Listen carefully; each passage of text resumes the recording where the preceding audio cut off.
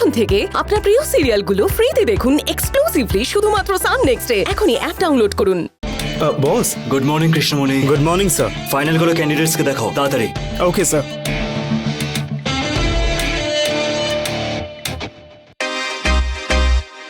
Sir, এরা হলো আমাদের কোর টিম। এদের মধ্যে দুজন নতুন, আর এনার 2 বছরের এক্সপিরিয়েন্স আছে।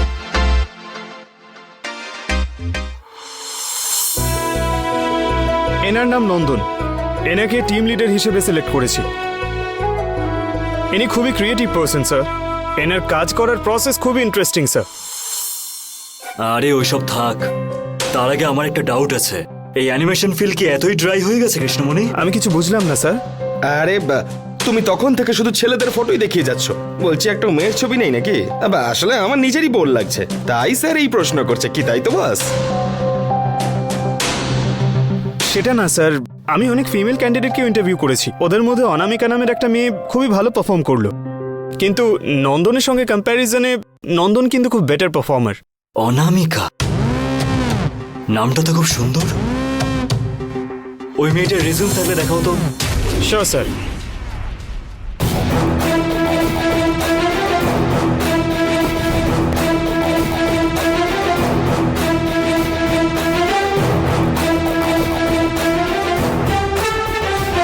অ্যাকচুয়ালি এই মেয়েটিও সত্যিই খুব ক্রিয়েটিভ, কিন্তু নন্দন এনার থেকেও বেটার। আমি ওনার একে নিয়ে আসা একটা জিনিস দেখার পরে আমার তো এটাই মনে হয়েছে।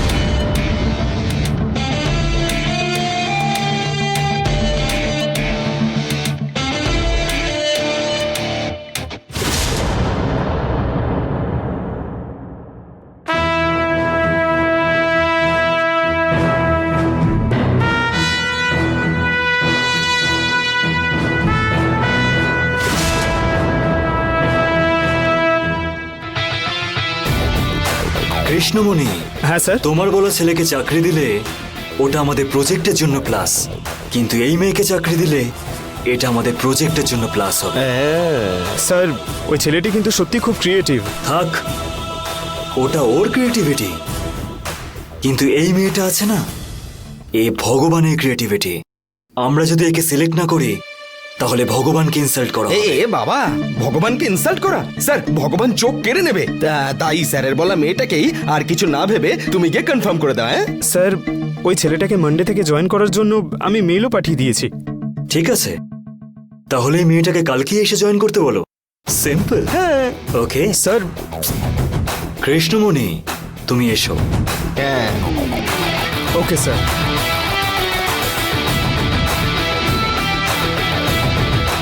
বাস, বিভা তো চলে গেল। কাউন্টে ভেবেছিলাম একটা কমে গেল, কিন্তু দেখছি পরে অনামিকা এসে ওটাকে ফিল আপ করে দিল। আপনার তো দারুণ ভাগ্য বস।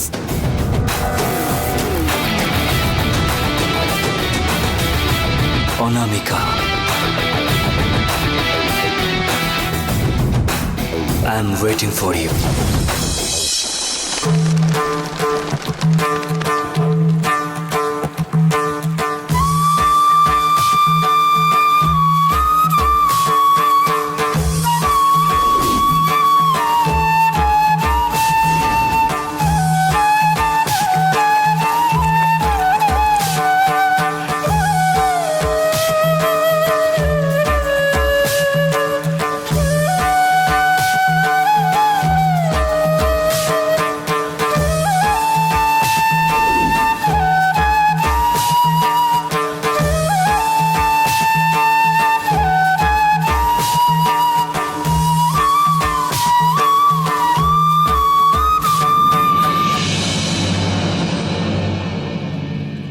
গুরুদেবের পুজোর সময় হয়ে গেছে, সবাই এখানে কি করছো? কিন্তু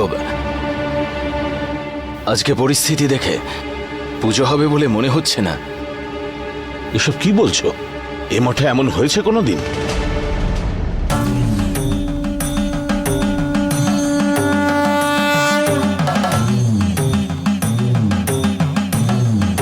গুরুদেব,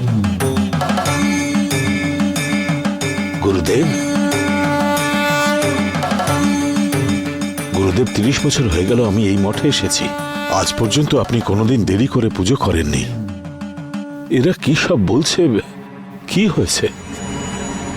কি হয়েছে সেটা জানতে চাও? ওই দুধটা নিয়ে শিব ঠাকুরের অভিষেক করো, নিজেই বুঝতে পারবে।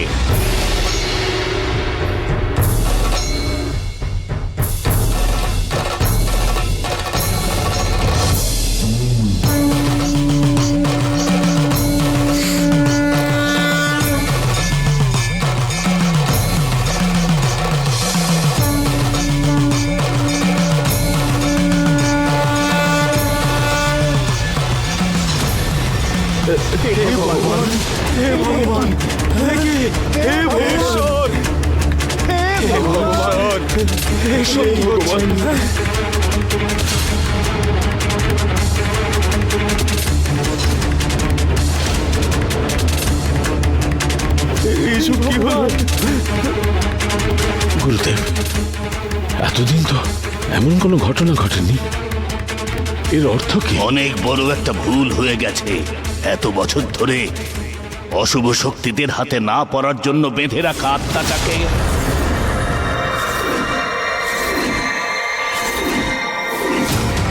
কেউ মুক্ত করে দিয়েছে। বাক্সটা ভাঙো।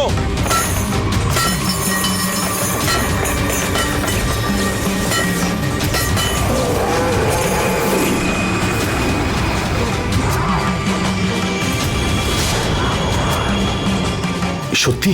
কি বলছেন কি গুরুদেব? ওই আত্মাটা এত বছরের বন্ধন থেকে মুক্ত হয়ে গেছে। কি সব বলছেন কি উনি? এটা সত্যি?